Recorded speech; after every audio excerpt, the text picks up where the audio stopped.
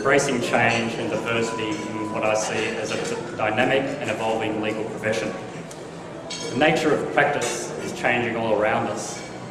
We had our conference of counsel over the weekend and heard about a lot of the developments that are coming our way if you look at the UK experience.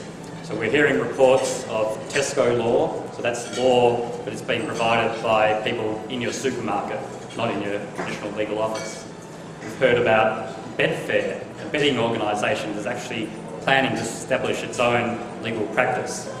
And we've also heard that private equity has about £1 billion to invest in legal practices. So we'll go around buying up legal practices, ripping out all the inefficiencies that exist in the legal world and creating new and better structures. So that affects us all and we need to change and adapt in response to that. One of the areas that I'm passionate about, given my background, is the opportunities in Asia. The federal government issued last year their report about Australia in the Asian century. And again, over the weekend, we heard about the great opportunities that exist for practitioners of all sizes if we are able to get cultural awareness into the profession and cultural diversity into the profession. There's also importance around flexibility and in changing the way we work and really taking advantage of those who don't work full-time but using the resources that are available. And we heard from one practitioner, for example, who specialises in a very narrow area of law, energy and resources law, but he's able to take on complex mergers and acquisitions deals by having a suite of lawyer mums who are on call to help him out and partnering with other firms. Now, in our last session, which was a presentation by Professor George Beaton at the conference, we heard about the future of the legal profession. And what he told us, and what I think is very important for all of you here today, is the key to remaining relevant is maintaining the information asymmetry between ourselves as legal practitioners and our clients who can learn a lot of information from the internet. So we need to stay one step ahead. And that's where this CPD conferences like this fit in. We need to make sure that we stay relevant and maintain more than 10 points.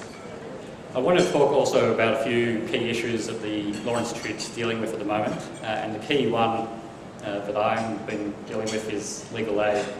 So we've seen Victoria Legal Aid announce before Christmas major cuts across criminal law, family law, and also in the representation of children. The Law Institute has been extremely active in this front. We've been lobbying government both state and federally.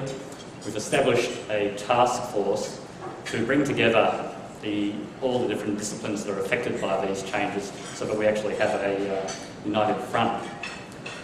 We've also took the extraordinary step of intervening in a Supreme Court case for Justice Forrest to argue that a fair trial actually requires both a barrister and an instructing solicitor. And we were very thankful that the court agreed with us. We're hopeful that in the coming weeks we will have some way forward through that.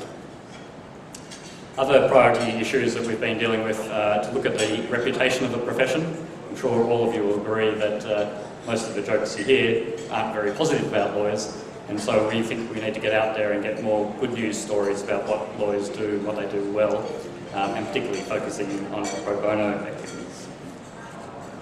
In March, we will be holding a National Access to Justice and Pro Bono conference in Melbourne, and so that will be another opportunity to display things that we're doing well.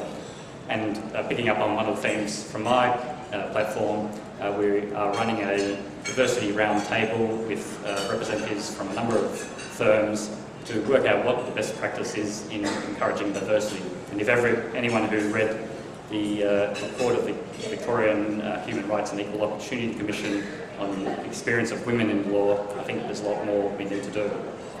So I'm open to suggestions from anyone as to any other things that you think the Law Institute should be doing, and I'll be staying around for lunch, so you're happy to have a chat, or email me, or send me a tweet. I'm quite active on Twitter, or comment on the blog. So any of those means to get your message through, we're always happy to hear good suggestions from you.